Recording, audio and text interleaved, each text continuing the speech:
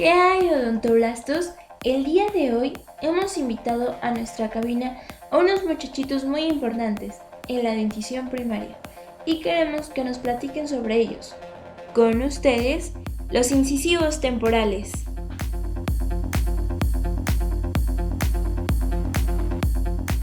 ¡Oli! ¡Temporales! ¡Oli! ¡Oli! Nosotros somos parte de los dientes anteriores. Somos 8 dientes, 4 en cada arcada, y somos útiles para muchas cosas, como para cortar los alimentos, la fonación y la estética.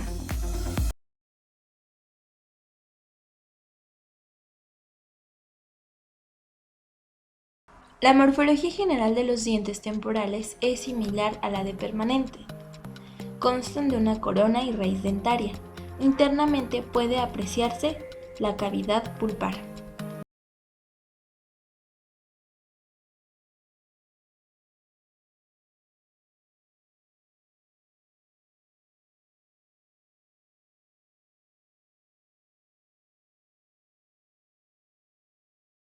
Buenísima idea. Podemos hacerlo uno por uno. A nosotros nos encanta hablar de nuestras características anatómicas.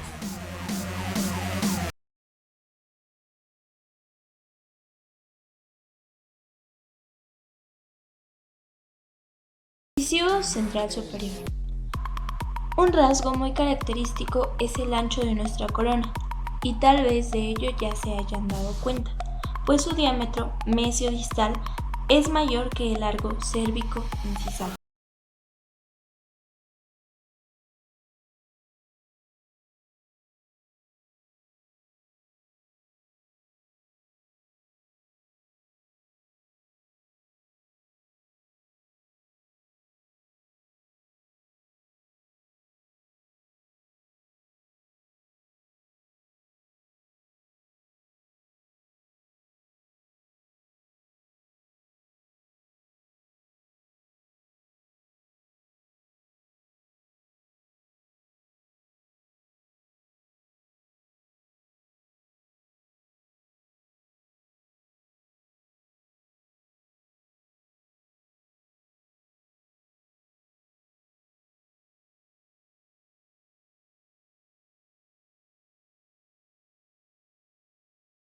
Superficie palatina.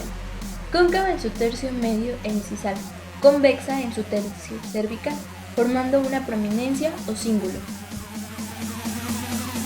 Ocupa un tercio en la longitud cérvico-incisal. En la parte lateral se encuentran los bordes marginales, que son más prominentes en los centrales y laterales.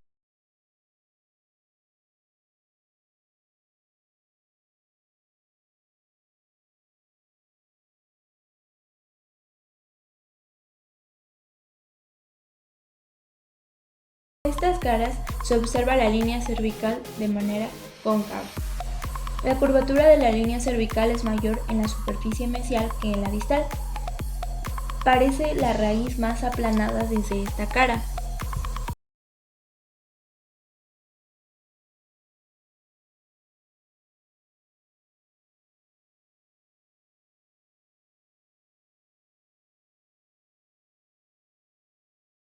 Las caras mesial y distal son lo suficiente extensas en el tercio incisal para procurar una zona de contacto adecuada con los dientes adyacentes.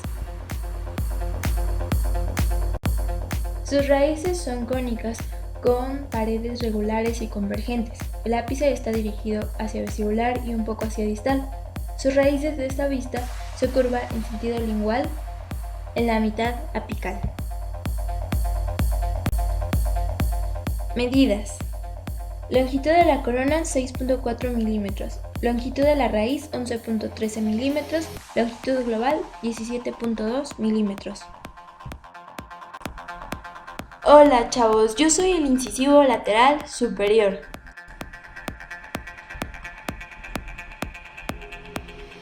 Complemento la función del incisivo central, ya que sus coronas guardan un notable parecido. Mi corona es similar a la del incisivo central, pero en mayor longitud inciso cervical, es decir, más larga que ancha. Caras o superficies. Superficie labial. Vista desde el borde incisal es más convexa en sentido mesiodistal que la del central. A diferencia de mi amigo central, nosotros podemos tener ligeras depresiones.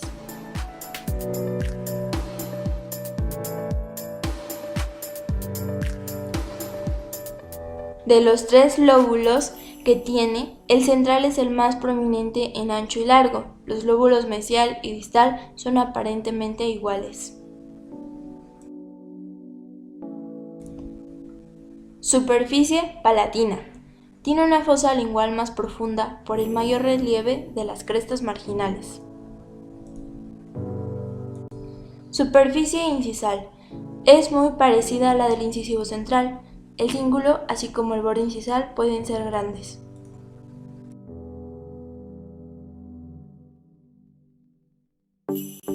El perfil de la corona está más redondeado. Las raíces son igual que las del incisivo central.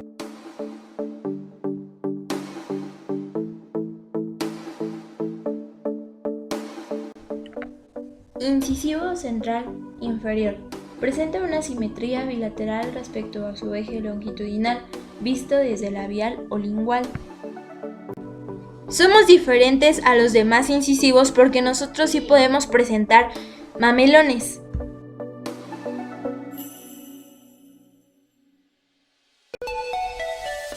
Caras. Cara labial o vestibular. Es una superficie plana y sin surcos de desarrollo.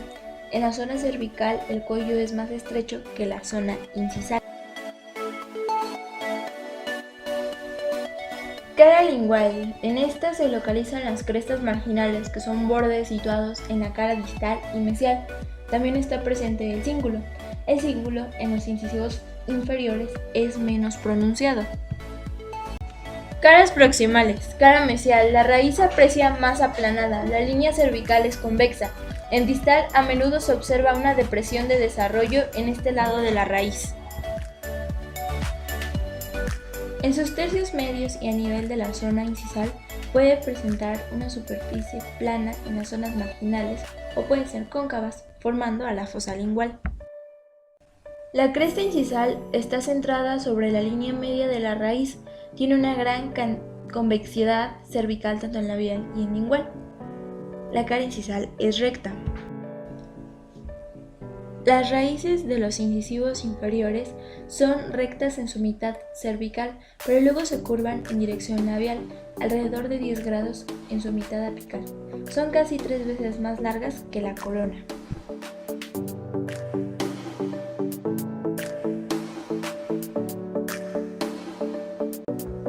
Medidas.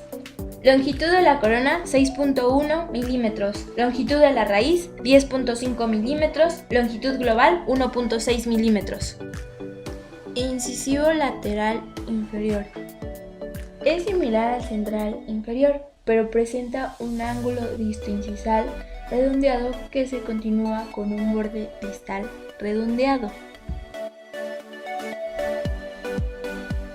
Destacan una mayor longitud vestibulolingual, la longitud cérvico-incisal mayor y el diámetro mesoincisal menor de la corona le proporcionan un aspecto más rectangular. En el ángulo mesoincisal es más obtuso y redondeado, y el borde incisal forma una pendiente hacia atrás y afuera. Caras. Sus contornos son similares a los del incisivo central deciduo. Su cíngulo puede ser algo más pronunciado que el cíngulo del incisivo central, y su superficie lingual de la corona entre las crestas marginales puede ser más cóncava. Su raíz es cónica y ancha cuando está completa. Es más larga que la raíz del primer incisivo inferior temporal. También presenta un acentuado achatamiento en el sentido mesiodistal.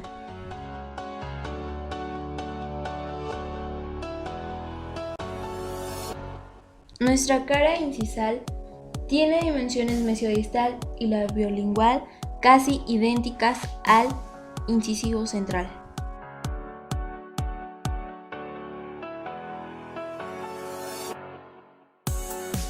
Anatomía general interna. Todos presentan una sola raíz y por ende un solo conducto. En los dientes primarios existen ligeras proyecciones en el borde incisal que corresponden a los lóbulos, pero casi nunca hay límite o constricción entre el conducto y la cámara pulpar, excepto en el incisivo central inferior. Presentan un solo conducto radicular y a veces con una ligera ramificación mesial o distal. En los dientes primarios existen ligeras proyecciones en el borde incisal que corresponden a los lóbulos, pero casi nunca hay límite o constricción entre el conducto y la cámara pulpar, excepto en el incisivo central inferior. Presentan un solo conducto radicular y a veces con una ligera ramificación mesial o distal. Los cuernos pulpares son raramente bien definidos, a diferencia de los molares.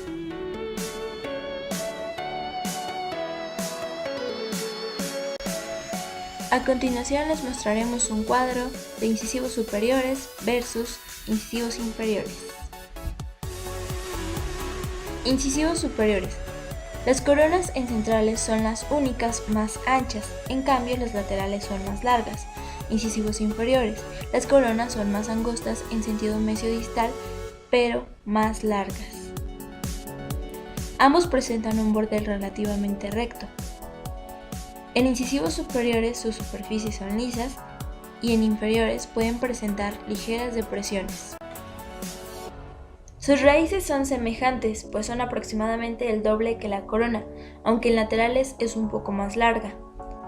El cíngulo en los superiores es más prominente y en los inferiores es más discreto.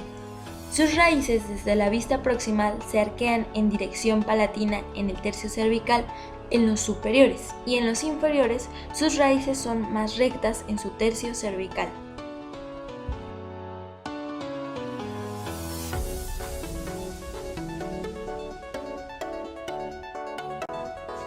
Avulsión. Se define como la salida completa del diente de su alvéolo con una fractura completa del paquete vasculonervioso.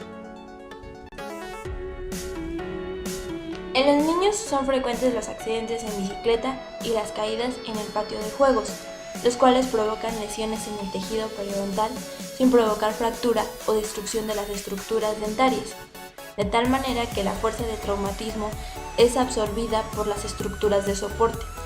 Y el ligamento periodontal puede presentar desde una lesión mínima, como es la concusión, hasta la ruptura completa, como es la avulsión. En la dentición permanente es posible recuperar el diente siempre y cuando se consideren los siguientes puntos: periodo extraoral, el medio de almacenamiento y el grado de maduración del ápice.